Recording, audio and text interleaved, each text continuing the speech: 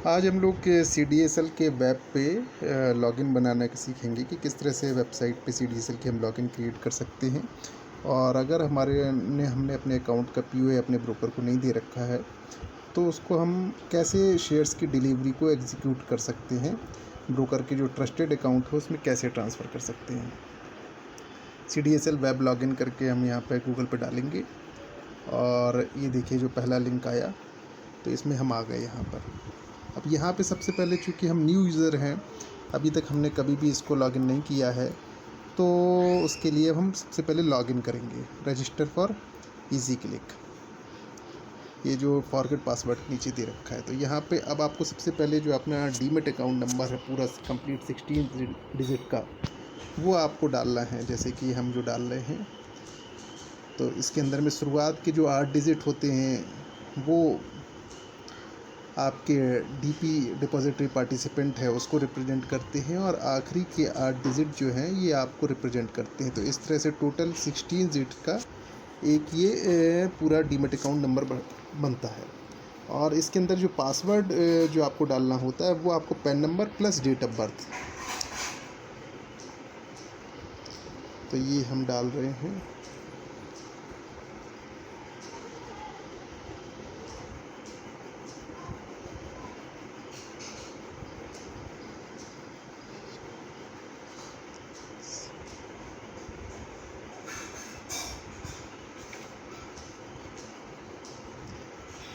Pan number plus अब जैसे इनकी जो ये जो डेट ऑफ बर्थ हमने डाली है 7/10, तो इससे अपने 7 अक्टूबर अगर है तो केवल 7/10 डालनी है, ईयर नहीं डालना है। अब यहाँ पर ये सिक्योरिटी चेक है,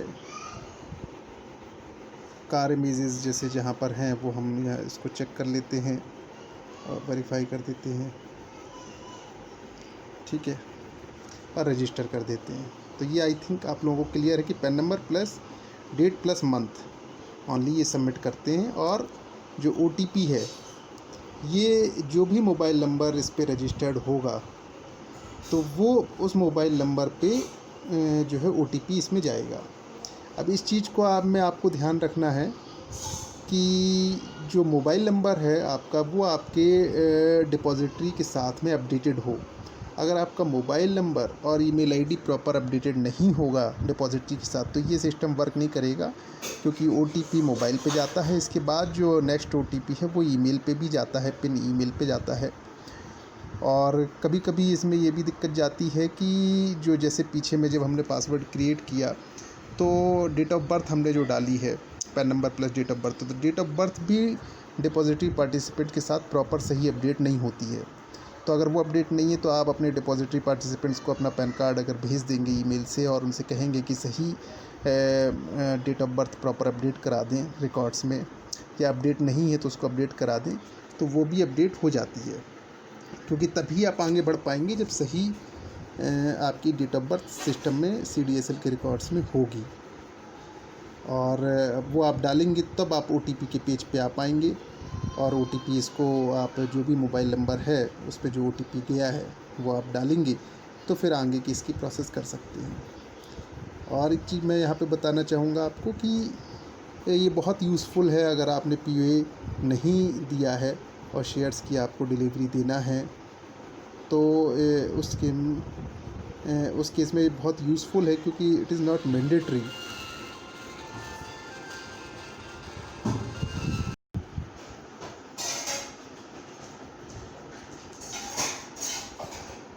यहाँ पे हम OTP डालते हैं और इसको सबमिट करते हैं।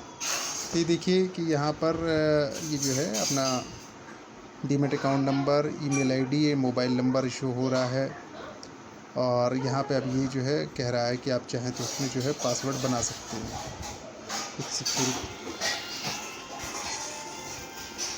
तो अब यहाँ पर हमको जो है यूज़र नेम बनाना है और पासवर्ड बनाना है। मान लीजिए यूज़र नेम, ये जो डीमेट अकाउंट नंबर है इसी को हम यूज़र नेम बना लेते हैं और पासवर्ड एक बना लेते हैं।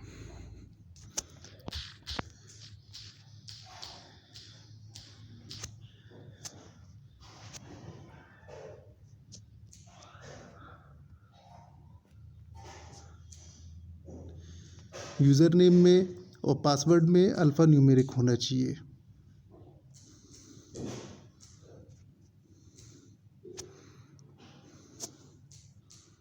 यानी अल्फ़ाबेट और नंबर्स दोनों होने चाहिए और मिनिमम 8 डिजिट का होना चाहिए।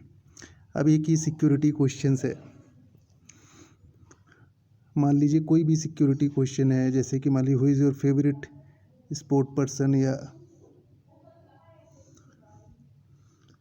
फर्स्ट कार सपोज कीजिए, तो हमने लिखा स्विफ्ट।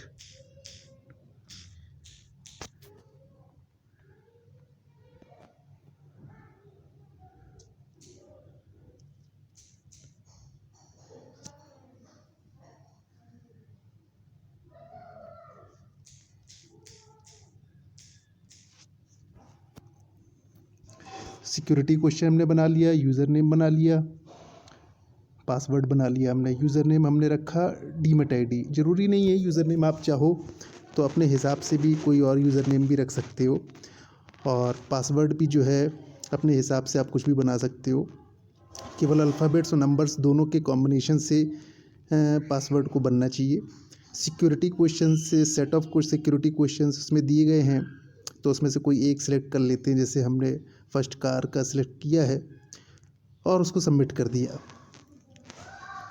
इस तरह से अब ये प्रोसेस होगा और हमारे पास एक इसका यूज़र आईडी और पासवर्ड अब हमारा क्रिएट हो गया है, हो जाएगा, जिसको कि हम आगे लॉगिन करेंगे। तो अभी हमने ये सीखा कि हम as a new user registration कैसे कर सकते हैं, क्योंकि हमने कभी भी लॉगिन नहीं किया है CDSL की वेबसाइट पे।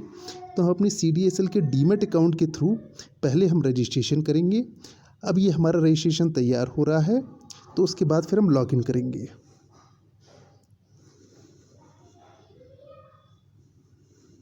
हमारे अकाउंट रजिस्ट्रेशन अब हो चुका है और अब हमने जो यूज़र आईडी अपना डीमैट अकाउंट नंबर बनाया था और पासवर्ड, उसके थ्रू अब हम लॉगिन करेंगे। इसमें कई बार ये एरर भी दिखाता है, जो आपने यूज़र आईडी और पासवर्ड बनाया हो उसको रॉन्ग बोलता है, तो उस केस में आप फॉरगेट पासवर्ड में जाके उसको रीसेट कर लीजिए और उस केस में जो नया पासवर्ड है वो आपके मोबाइल पर आ जाता की ईमेल आईडी पर आ जाता है।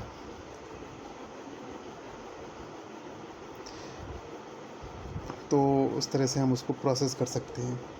देखिए, इसने सबसे पहली बार में हमें रॉन्ग पासवर्ड बोला था, मगर दूसरी बार जब डाला तो सही बोल दिया। तो ये हमारा लॉगिन स्क्रीन आ गया।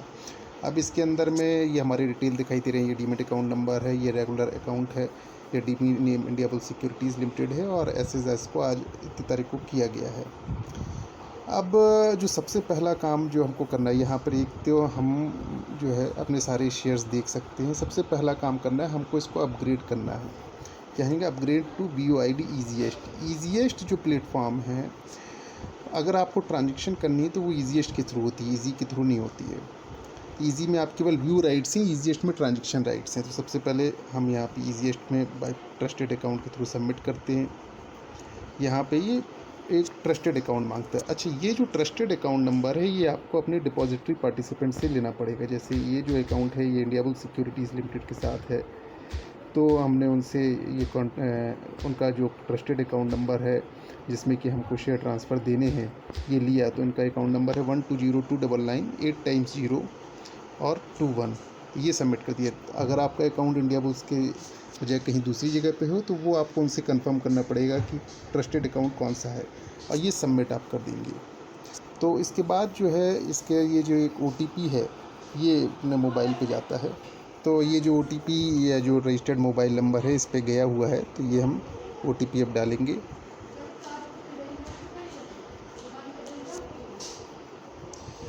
अब ये देखिए अपग्रेडेशन का प्रोसेस जो है ये कंप्लीट हो गया है, और ये जो रिक्वेस्ट है अपग्रेडेशन की ये आपके डिपॉजिटरी पार्टिसिपेंट्स के पास जाती है। यानी कि ये जो अकाउंट है ये इंडियाबुल सिक्योरिटीज़ लिमिटेड के पास है, तो ये डिपॉजिटरी पार्टिसिपेंट के पास रिक्वेस्ट जाएगी। यूजुअली वर्किंग टाइम के अंदर आधे से 1 घंटे का समय लगता है। जब उस रिक्वेस्ट को वो लोग एक्सेप्ट कर लेते हैं और आपका अकाउंट ईजीएस्ट में अपग्रेड हो जाता है। जैसे ही आपका अकाउंट ईजीएस्ट में अपग्रेड होगा तो आपको एक CDSL से ईमेल आएगा कि आपका अकाउंट अपग्रेड हो गया है, और उसके अंदर में आपको एक पिन भी रहता है। कई बार अगर पिन नहीं रहता है तो पिन को आप यहाँ से जनरेट भी कर सकते हैं।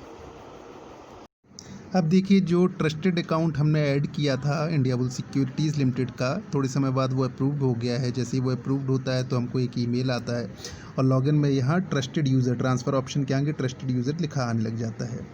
यहाँ पर अगर हम अब व्यू करेंगे तो हम देख सकते हैं इस डीमेट अकाउंट के अंदर पोर्टफोलियो में कौन कौन से शेयर्स हैं, उनकी क्या क्वांटिटी है। जैसे यहाँ पे दिखाई दे रही है कि ये शेयर्स हैं इनकी भाई, पेड अप वैल्यू ये है, नंबर ऑफ़ शेयर्स ये है, टोटल वैल्यू जैसे स्टेट बैंक की 150 शेयर्स हैं, 187 रुपीज़ पे आज क्लोज़ हुआ है, 28,000 रुपये वैल्यू है। इस तरह से सारे शेयर्स इसमें दिखाई दे रहे हैं। तो अब जो सबसे पहला काम हमको जो करना है वो हमको मिसलेनियस के अंदर आके सबसे पहले एक रीसेट पिन करनी है, क्योंकि कभी भी शेयर्स को हमें ट्रस्टेड अकाउंट में ट्रांसफ़र करना है तो उसमें एक पिन लगता है जो कि हमें क्रिएट करना पड़ता है। यहाँ पे वो सिक्योरिटी क्वेश्चन पूछेगा जो हमने लॉगिन करते समय सिलेक्ट किया था फर्स्ट कार, तो हमने सेलेक्ट किया था तो वो हमने डाल दिया इसके अंदर में सिक्योरिटी क्वेश्चंस में। तो उसको कंफर्म भी कर देते हैं और सबमिट कर देते हैं। तो अब हुआ क्या कि पिन सक्सेसफुली जो है रिकवर्ड, इसका मतलब है कि ये ईमेल पे चला गया है पिन। अब वो ईमेल पे आईडी पे हम लोग चेक करके उस पिन को ले सकते हैं। तो अब ये पिन जो है हमारी ईमेल पे आ गया है और इसको हम पिन को चेंज कर लेंगे। मिसलेनियस ऑप्शन के अंदर जाएंगे और चेंज पिन पे जाएंगे। पहले हम रीसेट पिन पे गए थे जहाँ पे हमने सिक्योरिटी क्वेश्चंस का जवाब दे के पिन को रीसेट किया, और जो पिन हमारे पास आया ईमेल पे उसको अब हम चेंज कर लेंगे, क्योंकि वो मस्ट है, बिना चेंज किए ये प्रोसेस लेगा नहीं।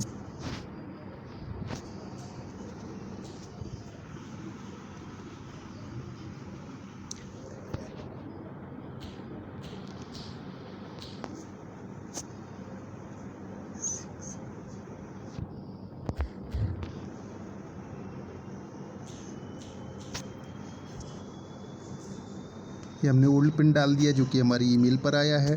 अब न्यू पिन हम बना लेते हैं।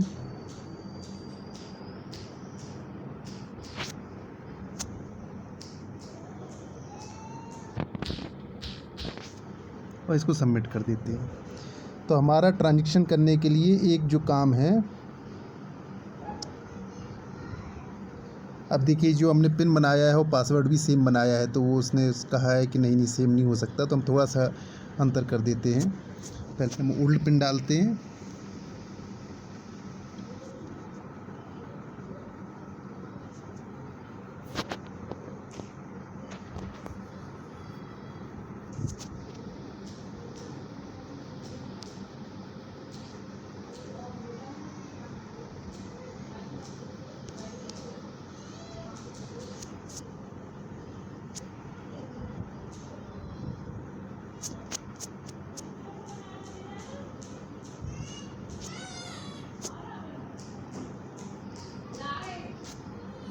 देखिए हमने नया पिन बनाया, पिन चेंज सक्सेसफुली।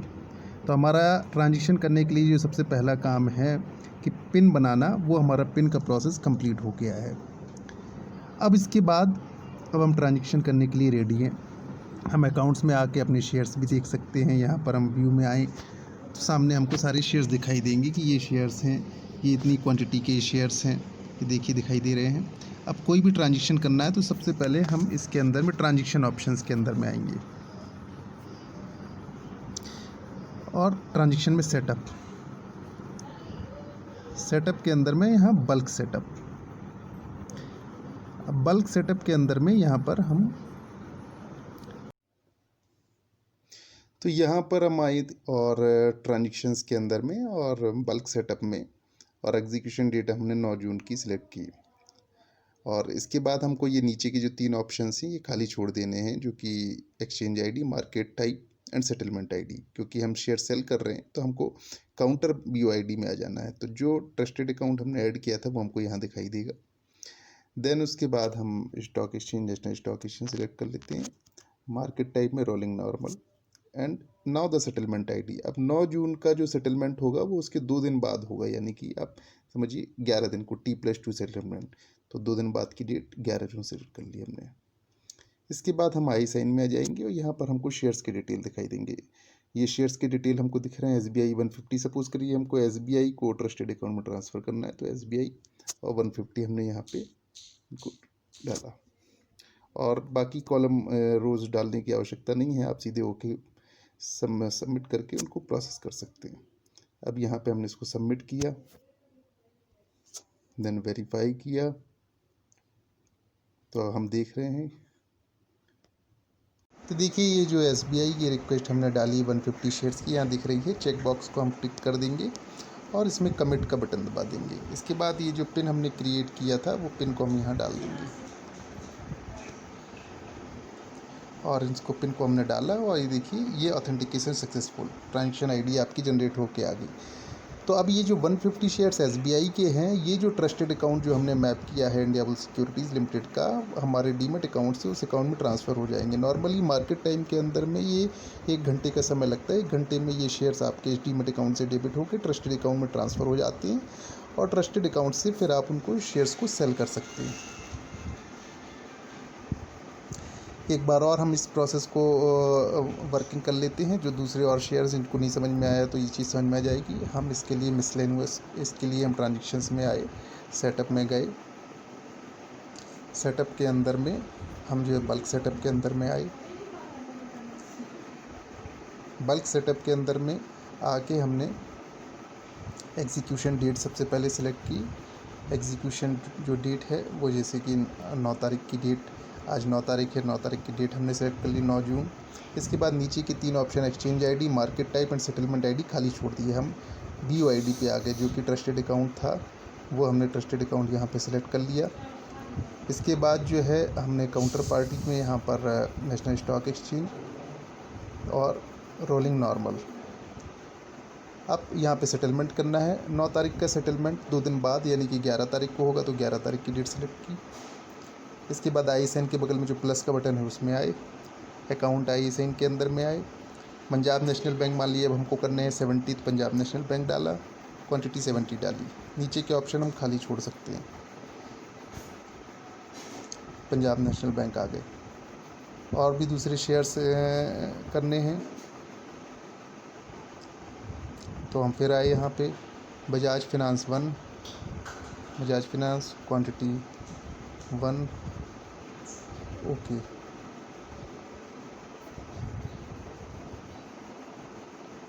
इसके बाद रिलायंस कम्युनिकेशन 120,